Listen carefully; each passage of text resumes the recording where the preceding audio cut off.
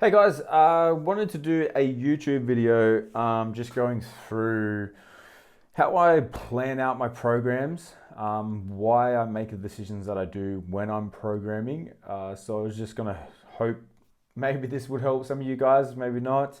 I generally know that the people that I follow on Instagram and people that I looked up to, whether it be in bodybuilding or mostly, yes, it is in bodybuilding, that I'd like to see what they do and how they plan their weeks, how they plan their just like session to session, why they do what they do, how they think about recovery, how they think about volume in certain muscle groups.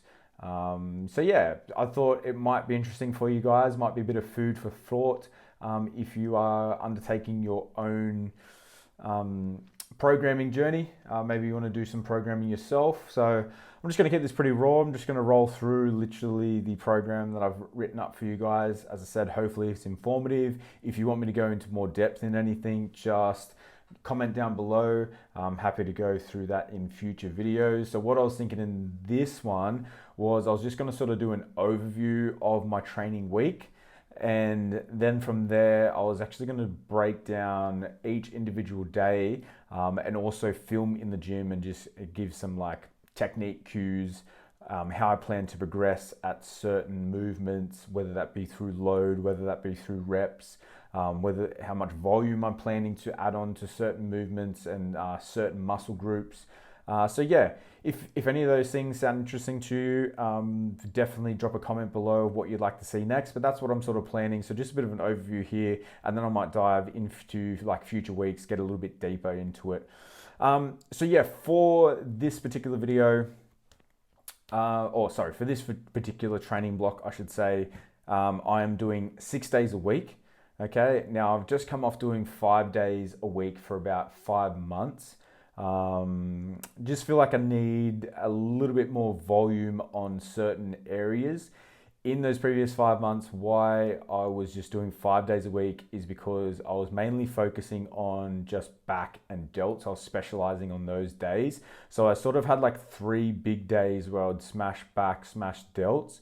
And then the other days were sort of, not sort of, they were maintenance volume for legs and chest, and also arms to an aspect as well. So yeah, I was just really focused on that. I had pretty good success, I feel like. If you guys have seen my Instagram, you'll probably be able to see one of my recent photos that I put up with as a comparison between 8 months, same body weight, but you can definitely see like my delts are a lot bigger, my back's a lot bigger. So yeah, really happy with how that went. But I'm happy with where they're at the moment. I just sort of want to bring everything else up at the same time. A little bit more of a focus on arms and traps as well. I feel like my traps haven't really been growing. So I spoke to my coach, Steve Hall, and yeah, we sort of agreed that I need a little bit of extra size on the arms and a little bit more thickness in the traps. So yeah, you'll see that in this program where I've added a little bit extra volume, and you'll randomly see like days where like delts will be chucked in for some reason, and then like arms will be chucked in one day for another reason. Yeah, that's just pretty much to just get a bit of extra volume in there. So as I said, 6 days a week I'm doing pull, legs, push, pull, legs, push. Okay, so they're the 6 days I'm doing, with a Sunday being a rest day. Never really been keen on training on Sundays. Definitely like my sleep-ins and time with my girls, that being my partner and my girl golden retriever. So Monday, kicking it off with a barbell bent over row, dumbbell bench pull into single arm lat pull down on a cable. And then we'll be going into easy bar cable tricep extension, or tricep push down, I should say, with a dumbbell preacher curl. Now you'll see this is pretty barbell and dumbbell heavy. Obviously got a couple of cable exercises in there. Main reason that being is I work on Mondays in the gym, and the gym that I work at doesn't have like a cable tower. It just got like a cable that sort of like hangs from the roof. So it's great for like a lat pull down, great for a tricep push down, but you can't really do anything in the way of like biceps or any sort of overhead or lateral delt work or anything like that. So yeah, you would see on these days that I'm training in the gym, I'm quite barbell and dumbbell dominant. Whereas on the other days, I'll be a little bit more machine heavy and utilize the gym that I train at, which will be Tuesday, Thursday, Saturday, and Friday, in the gym that I coach at on Monday and Wednesday. So you'll notice there'll be a bit more barbell and dumbbell dominant as compared to the other days. So kicking off with the barbell bent over row, main reason for that, hitting the upper back. So I need a little bit extra volume through that. I hit this on day 1 because my day 5 is a hinge dominant, so more hamstring dominant. So I have a few hinges in here. So just try and keep these as far apart as I can, just for the erectors to make sure that I'm not crossing over, because day 2 is legs. So if I was hitting sort of barbell bent over rows here and then went into an RDL or some type of hinge here, obviously the erectors may not be as healed from day 1, heading into day 2. You'll see that I've got triceps on a pull day. Main reason for that being is just trying to get a bit of extra volume there. So I'm currently hitting arms 3 days a week, and I'm hitting delts 3 days a week as well. So that's why you'll see these randomly sort of pop up. Main reason for it is just they recover pretty quickly. I want more volume on them. I want to be able to grow them bigger. So therefore I'm just hitting them more times per week. Machine lateral raises to kick off day 2. Now this is a legs day that is quad dominant. Okay, so more of a squat variation day. And the only hamstring exercise I'm doing is the seated leg curl.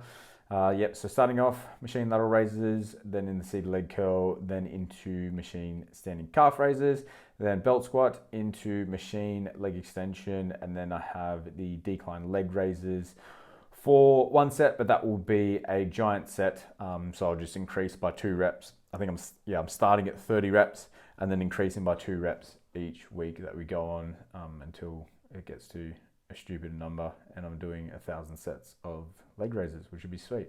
But hopefully I'll have sick abs next time I jump on the stage. That is the plan. So the main reason for this flow, I like to start with delts, always delts first. It's an important exercise for me, especially for my class, being a physique athlete.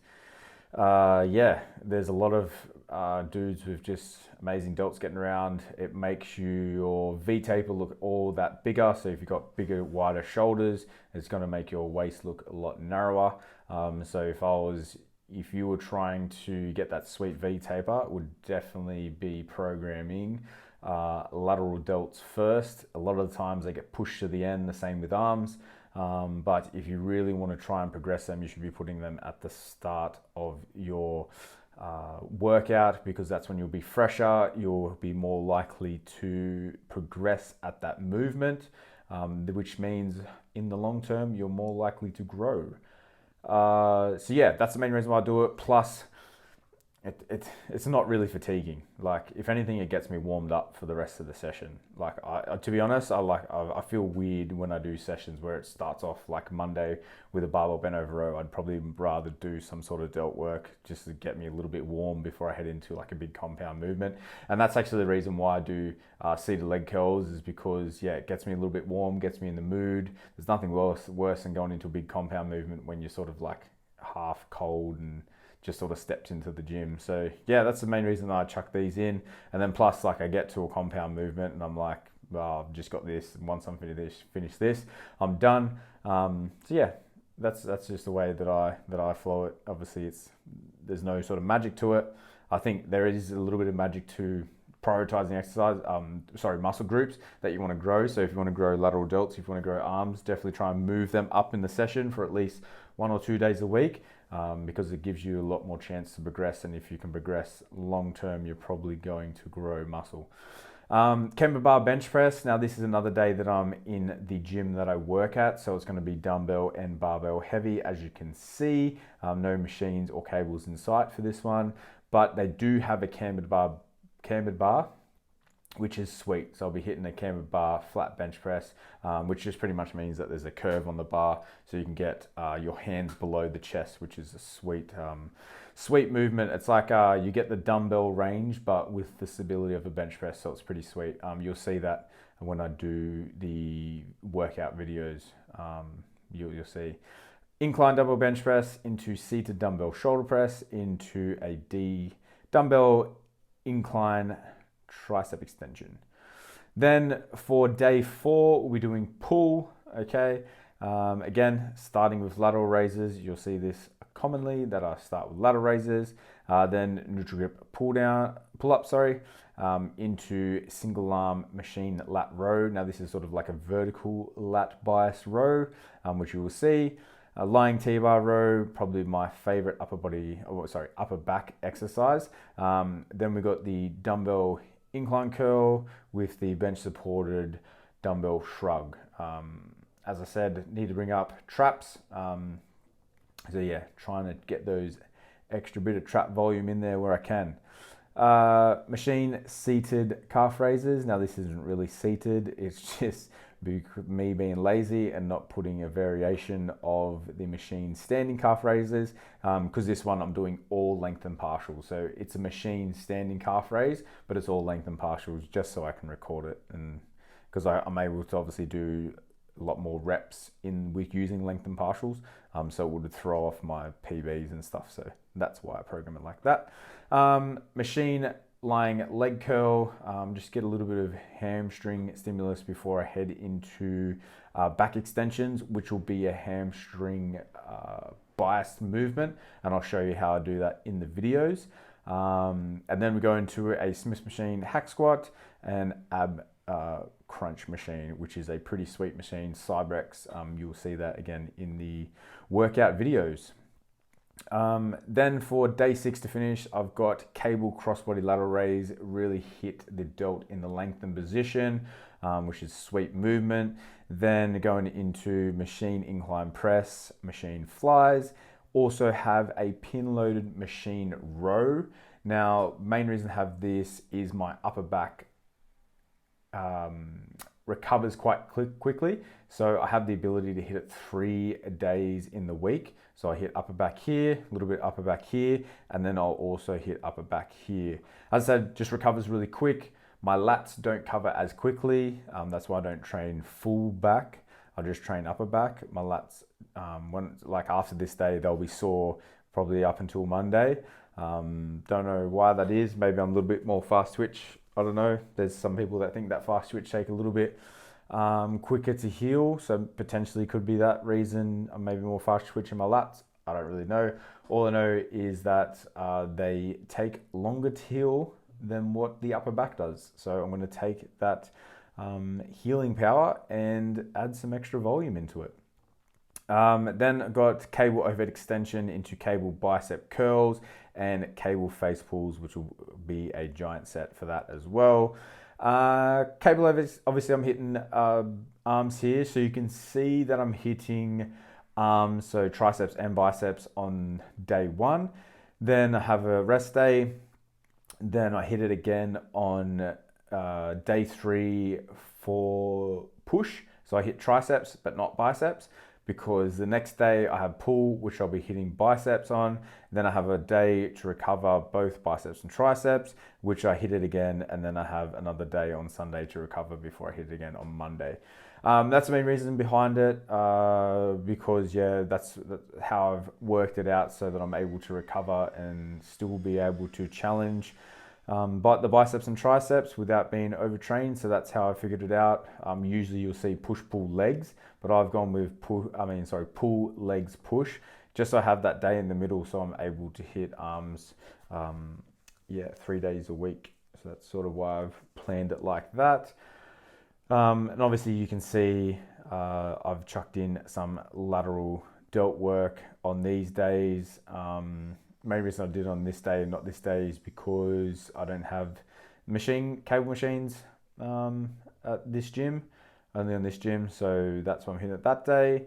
And then I placed the cable crossbody lateral raise here is because it's more of a length and bias, so I find I get a little bit more disruption when it comes to recovery. So it takes me a little bit longer to recover from a more length and bias lateral delt session, which this is. So that's why Sunday and Monday I recover before I hit delts again on the Tuesday. So yeah, guys, hope that sort of made sense and why I make the decisions that I do when it comes to programming. And you'll probably see like different sets and stuff like that. Could probably go through that in future videos. Like for example, there's only 8 sets of chest that I'm doing in a week, whereas like back is up around, or probably close to like 18 sets or something like that if I include upper back and lat work. Main reason, just my chest grows a lot quicker than what my back does. My back requires a lot more volume and it can handle a lot more volume. Chest generally doesn't need all that much. I did 4 sets of chest on Saturday and my chest is still sore, and today's Monday. So yeah, my chest just recovers, takes longer to recover than what my back does, but it just grows a lot quicker as well. So yeah, that's sort of the main reason why I make the volume decisions that I do, is mostly around how well I can recover, how much is needed to for it to grow. Yeah, so sort of how much it can handle, how much it can recover from, and how much is required for it to grow. If it's a stubborn muscle group, I'll probably increase the amount of volume that I do in it, to be honest. And it's worked pretty well for when I've done delts and when I've done back. So hoping it will work pretty well for this one as well. Yeah, so let me know, guys, if you want to see any. Well, I'm planning on doing further videos. As I said, I'll do like a training video on each day where I'll go through all the movements, the techniques that I use, how I plan to progress at it and stuff like that. Just give you a bit more insight. So yeah, let me know what you want to see in that, or if you even want to see something else, let me know. Yeah, hopefully this has been informative. Hope it's been a bit of food for thought for you guys, potentially writing your own program. Feel free, if you want to just copy this one, if you have a similar sort of goals as to what I do. Definitely wouldn't recommend going straight to 6 days a week if you're doing like 3 or 4. But if you're someone who's been doing 5 days for a little while and you want to get a bit more volume in and challenge yourself, then by all means, give this program a go. But yeah, as I said, guys, if you have anything that you want to learn about, just chuck it in the comment section below. Happy to go through it. But yeah, hope it's been informative. Hope it's helped. I'll see you next time.